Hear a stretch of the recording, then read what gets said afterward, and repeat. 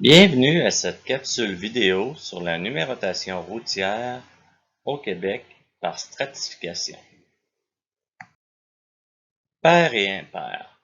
Les routes paires sont parallèles au fleuve, c'est-à-dire d'ouest en est. Les routes impaires sont du sud vers le nord. Le début de la borne des routes paires se fait en Ontario, alors que le début de la borne des routes impaires se fait aux États-Unis.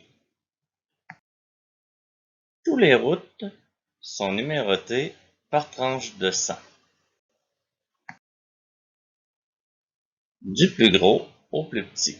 Les autoroutes portent la tranche de 0 à 99, les routes principales de 100 à 199, les routes secondaires au sud du fleuve de 200 à 299, les routes secondaires au nord du fleuve de 300 à 399.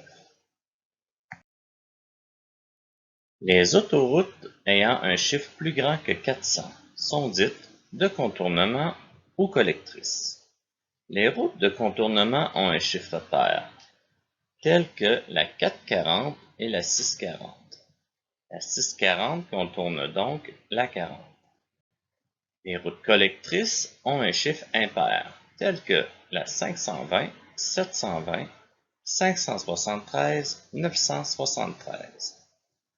La 973 relie donc la 73.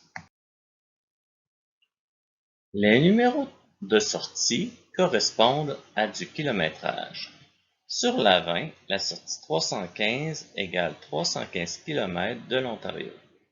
Sur la 73, la sortie 128 égale 128 km des États-Unis. Sur une même route, on peut déterminer la distance entre deux villes en soustrayant les numéros de sortie, comme par exemple la sortie 300 moins la sortie 200 équivaut à 100 km.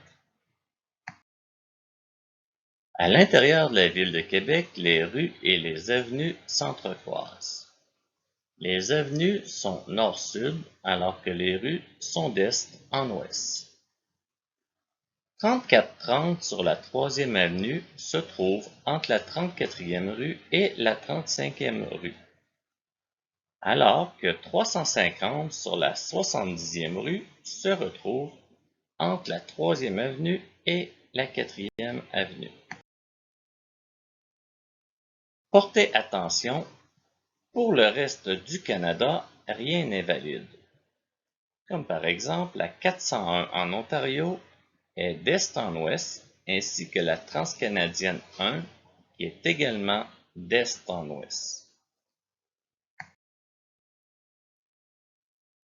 Les interstates américaines ont la même numérotation qu'au Québec. Pour les paires impaires, les routes collectrices, les routes de contournement.